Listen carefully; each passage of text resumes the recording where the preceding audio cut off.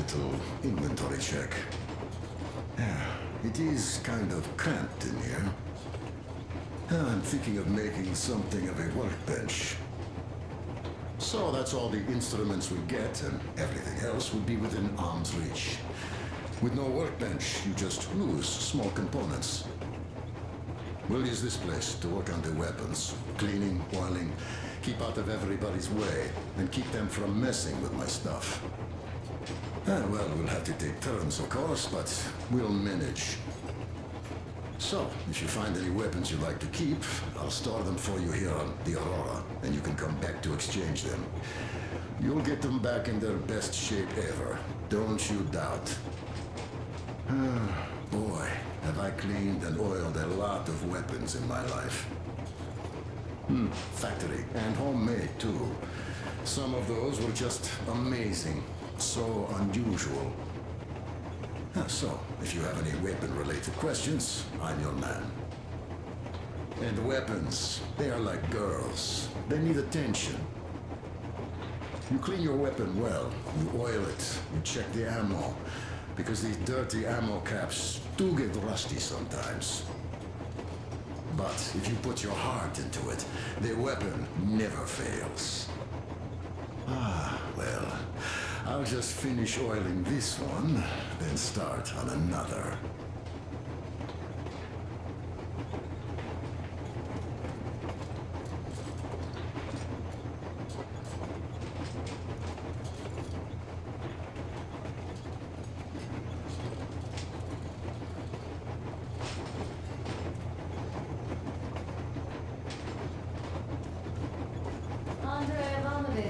How long have you been working with those jammer people for?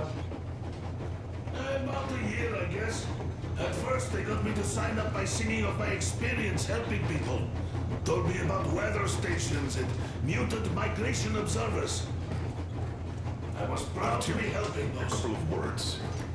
Then, about 2 months ago, they loaded a bunch of people into my Aurora. The guards took them outside. Arthur, what's done is done. Yes, I didn't stop you from going outside. Yes, I tried to talk you out of it. Yes, I didn't tell you you're not the only ones to survive. Even I didn't have the clearance. Not back then. This is a state secret. Do you understand? I've been granted clearance only after a fight to protect the D6. They said they needed me to teach their recruits because the war was still on. Don't you think I was shocked? What did our people in D6 die for? What did I lose my legs for? But I understood, because the war was still on. Security was paramount. Our people would have understood. So please, do the same. You would have spilled the beans to everyone in Metro. You're a goddamn Prometheus, a messiah. You must lead the people out of the caves. Do you think you would have saved anyone? Remember that jammer? What if Moscow has been found out because of you? What if there are missiles inbound? Anyways, no matter what they think of me, I'm no deserter and will never become one. I'm ready to bear full responsibility for everything. But if there is even the smallest chance to earn my pardon, I will take it. Which means that we, like a runner that tripped, need to keep running ever faster just to keep balance. And don't dare you trip us all over again. Am I understood? I hope I am. Anyway, at least now we know where to run. So, go back inside and take a look at the map. Our route is pretty obvious now. A few days later, I was coming back from a run. Stopped the train, waited.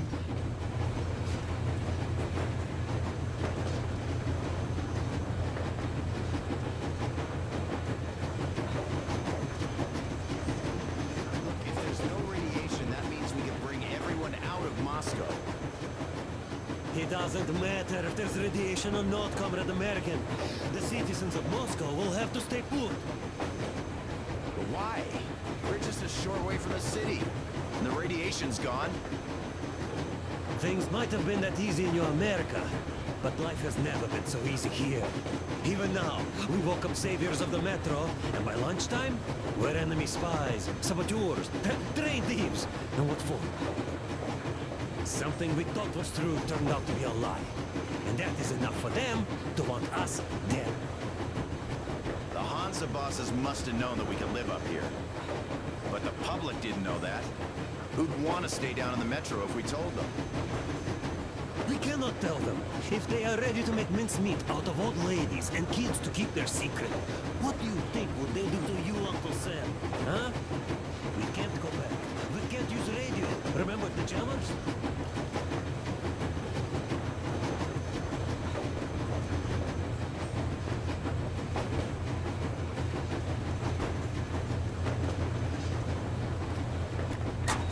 Soon they understood I saw that. So, how did you like that fresh air? Out of this world, isn't it? I thought I'd ask Yermak about where we're headed next. I'm sorry I interrupted. It's all right. Don't worry. There's not much left to tell. Did you believe them? Well, it sure seems safer to believe. But then, I just couldn't keep the charade up. Then the security officer told me straight. Whoever you speak to dies. The whole station dies with him if need be. So, that's how it went. But when I saw you, and then Artyom, I knew I wasn't alone anymore. You can't just keep these things in. Now I understand why you helped us back then. Thank you. Don't mention it. God willing, it won't end up being done in vain. Yes. Have you ever taken a train beyond city borders? No. Didn't get a chance to go.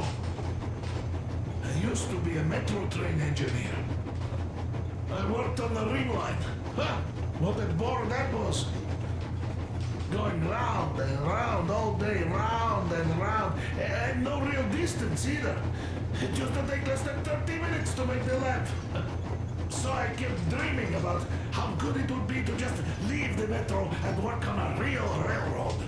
Travel around Russia, not to run in circles like a rat in a maze. My wife wouldn't let me. We had kids, too. When I'd start going on about the railroad, about my dream, she'd stop sleeping with me for months in protest. Yes. But when Moscow got hit, my Tatiana and little Sashenka were at home. I was working that day. Irishka was waiting for me in the metro, returning from cram school. So we survived together that day. But in the end, I lost her too. TP. You know how it goes. So, I'm driving here and talking to Tatiana in my head. See, I say, you couldn't stop me for good after all. Here I am, on a real railroad. A real engineer. Tanyusha. I'm sorry I got so emotional there. Oh, it's my fault. I'm really sorry. And thank you for telling me. Hey, Artyom. Is there any music on the air?